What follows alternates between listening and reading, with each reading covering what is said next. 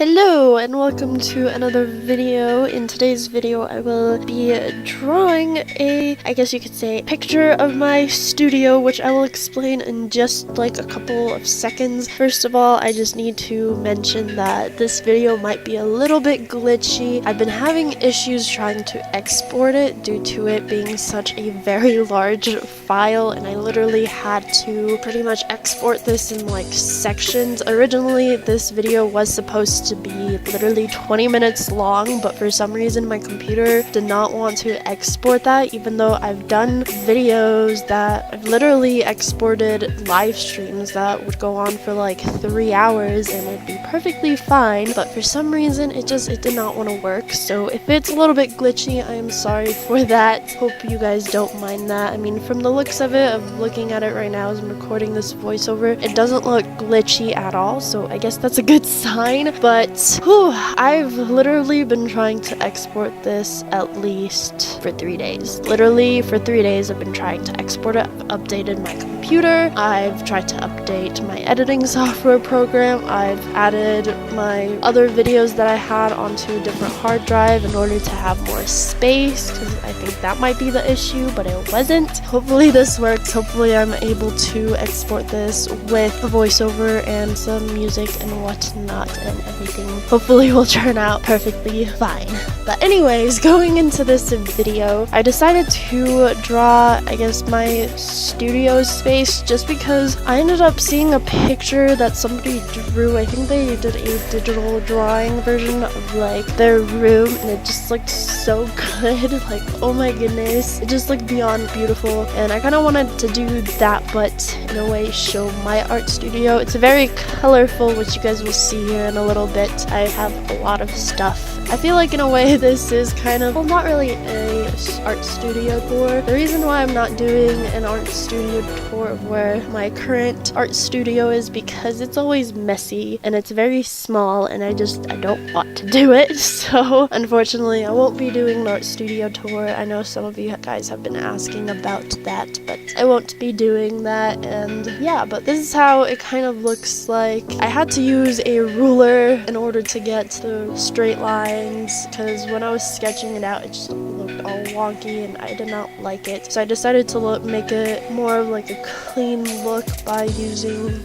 rulers to outline the lines and whatnot. I ended up using markers and colored pencils for this, so it looks pretty colorful, especially for a drawing. You can almost say that this is like a rainbow challenge, but I'm not gonna call that the rainbow challenge because that's just literally how my art studio looks. I have so many colors. They, of course, most of them don't match with each other, but that's okay. What I would change about this is, as I'm coloring the desk, I have my marker stand where I keep all my markers. It is brown as well, so it kind of blends into the desk as if it's like part of the desk, which you guys will see here in a little bit. And that's the one thing I would change, as well as with the reds, like the mouse pad that's in the little slider shelf thing. It is very bright, and I feel like it pops a little bit too much, and so that's also one thing I would change. But that's literally the color of my mouse pad. It is bright red. I don't know, I kind of like this in a way, but at the same time I don't like it. I don't know, I'm like in between of this. Like, I wish I colored it differently, but at the same time I just really like how it looks. I don't know, it just looks interesting. I had to add my button press in this picture because I thought, like, why not? Because I do make buttons, as some of you guys know, and I sell it online. I do have a link to my Etsy shop down below. I sell buttons, and that's kind of, I guess you could say, part of my art. That's part of my art studio. For some reason my computer cut off my voiceover thingamabob, but I don't know. Yeah, I'm just trying to speed through this because I was planning on talking throughout the video a little bit more and explaining this a little bit more, but like I said, it did not go as how I wanted. Hopefully I can figure out what's going on. After this, I will most likely try to fix this because it's kind of irritating. I'm like not in a good mood because, like I said, it's been 3 days and I've been trying to export this video for 3 days. So yeah, but anyways, as you can tell on my table, I have my tripod there. I do have 2 cameras, but I didn't add the second one because that one just kind of lays on my desk and I use it every time I need to record angles of me drawing things and whatnot. And I have a bunch of little sticky notes everywhere, like the ones that I drew in the picture. I have more than that, like literally more than that, like all over the place, because I use sticky notes as reminders a lot.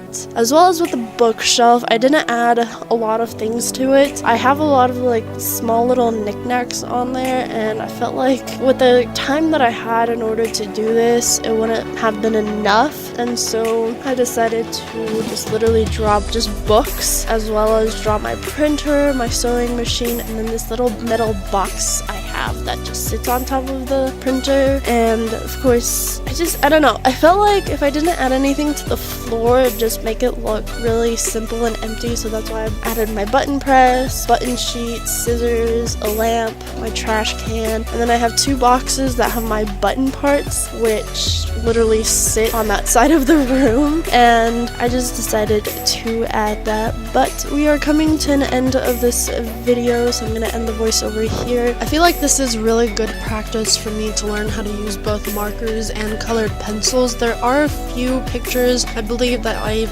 either drawn or colored in, like in a coloring book, that I used both. I know my recreation, the one that I recreated of the mushroom forest, I ended up using both, and this is really good practice for me to learn how to use both mediums, as well as potentially add paints to it as well in sometime in like the farther future, because that does take a lot of practice in order to use a lot of art supplies to get the look that you want. So like I said, this is very good practice for me. Even though it did not turn out how I wanted it to be, it's still a good way to learn, and I suggest for you guys to also try out using 2 different kinds of art supplies, not only just one, not just sticking with one, but even using pens, for example. You can try to use pens and markers or pens and colored pencils and see how that works out. So I really enjoyed, I guess you can say, this little challenge of using both art supplies. But anyways, we have come to the end of this video. Thank you so much for watching. If you like this video, please give it a like and subscribe if you're new to my channel, as well as go ahead and follow my social media. It's all linked down below. That will help me a lot. Thank you guys so much, and I will see you in my next video, which comes out next Thursday. Bye!